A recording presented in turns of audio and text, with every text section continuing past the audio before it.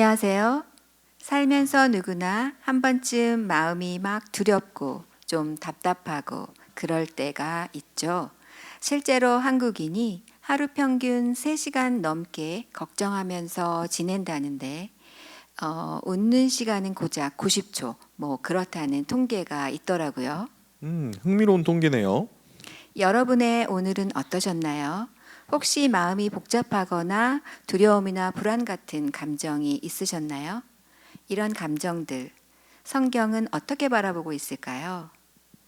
오늘은 트라이밸리 장로교회 주일 설교에서 다뤄진 창세기 야곱 이야기를 통해서 이 문제를 한번 깊이 들여다보려고 합니다. 네, 이 설교에서 흥미로웠던 게요. 우리가 느끼는 두려움이라는 게 도대체 무엇인지, 또 그게 우리 삶에 어떤 영향을 미치는지, 그리고 신앙 안에서는 그 두려움을 어떻게 마주하고 나아갈 수 있는지를 보여주더라고요.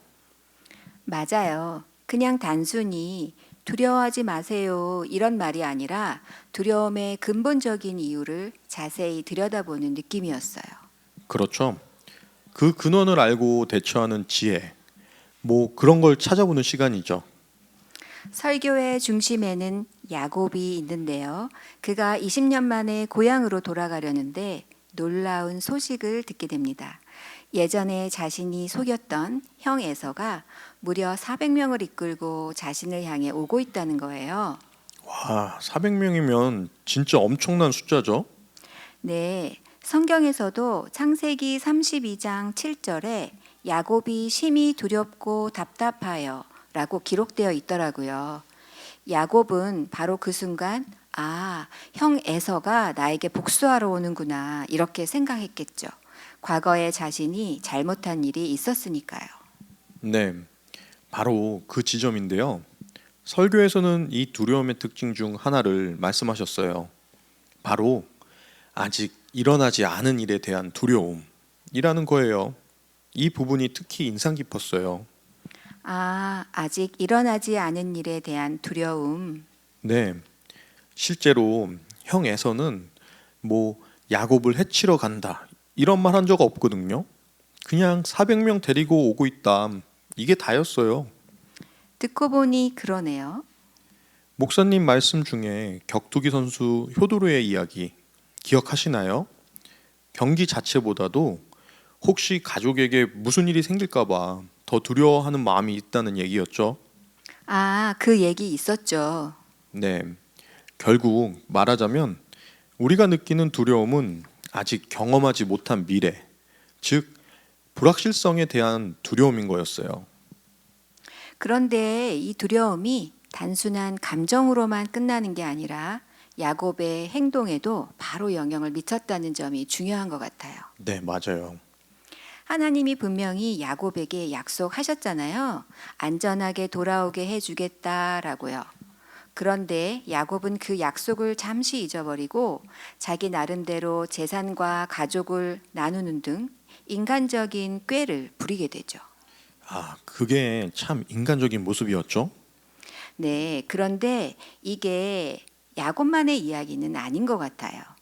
우리도 두려움에 휩싸이면 평안을 잃고 때로는 인간적인 꾀로 상황을 해결하려 하잖아요. 바로 이런 우리의 모습이 하나님과의 관계가 잠시 멀어진 건 아닌가 하는 신호일 수도 있다고 설교에서 말씀하시더라고요. 네. 성경에서도 하나님은 우리에게 두려워하는 마음이 아니라 능력과 사랑, 그리고 절제하는 마음을 주셨다고 하고 또 평안을 주려 하신다고 하니까요. 맞아요. 그럼 이 두려움 앞에서 우리는 어떻게 해야 할까요? 설교에서 첫 번째로 제시하는 해답이 있었죠. 네.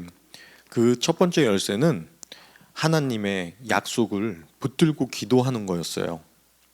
야곱도 이 엄청난 두려움 속에서 그냥 주저앉은 게 아니라 하나님께 나아가서 기도하잖아요. 기도. 네.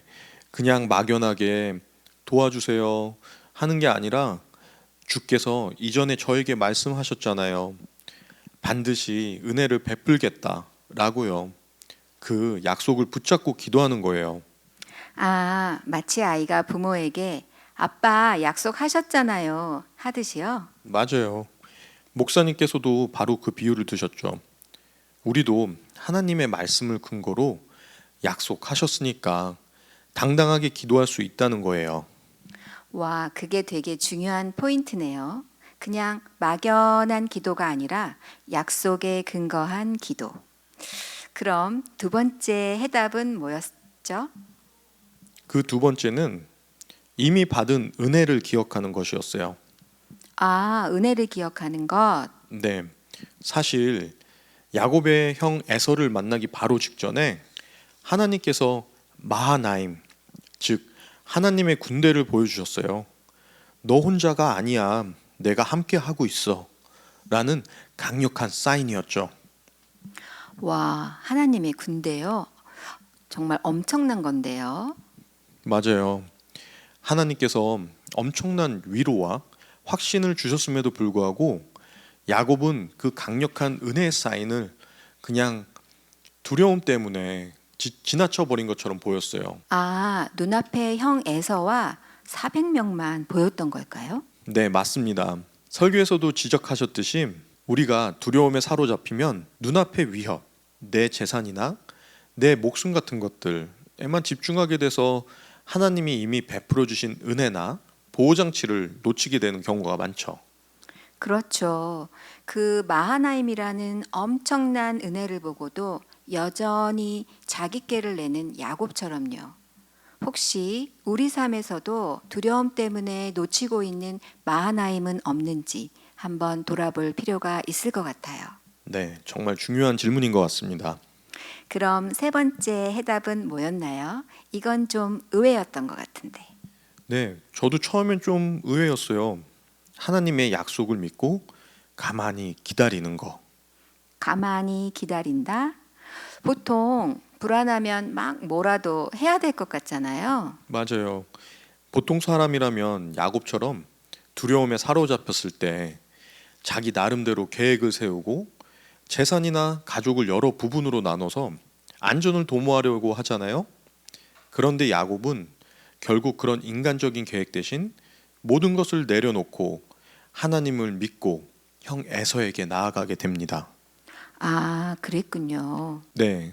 근데 결과가 어땠어요? 정말 놀랍게도 형 에서가 막 달려와서 끌어안고 울고 환대하잖아요. 예상과는 완전 반대였죠. 진짜 반전이었어요. 이게 마치 그 출애굽 때 홍해 앞에서 이스라엘 백성들한테 하신 말씀이랑 연결돼요. 너희는 가만히 서서 여호와께서 오늘 너희를 위하여 행하시는 구원을 보라. 출애굽기 14장 13절 말씀이죠. 가만히 서서 구원을 보라. 네.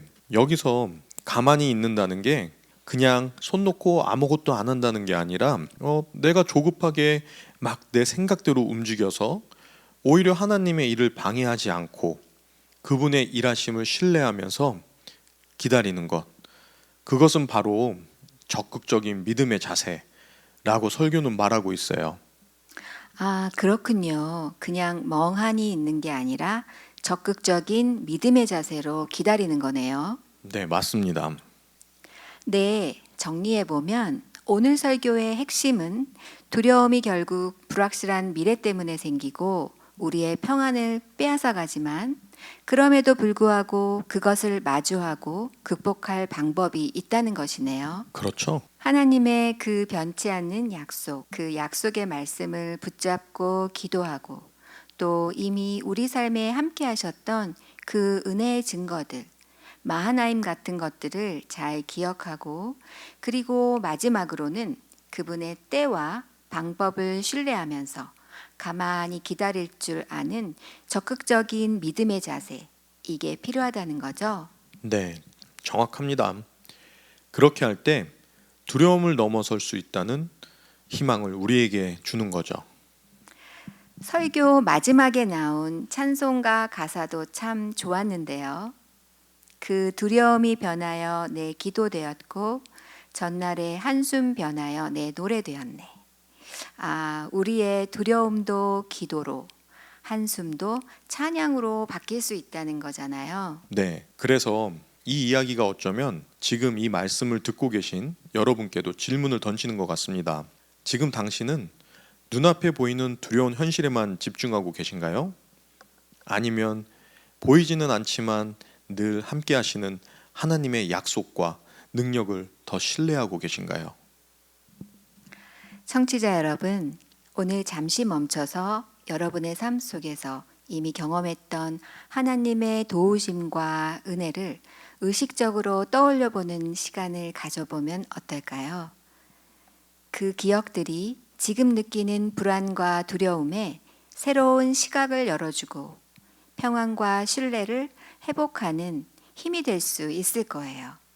결국 두려움은 피할 수 없는 감정이지만 하나님은 약속과 함께라면 그것을 마주하고 당당히 나아갈 수 있다는 것이 오늘 설교의 메시지입니다.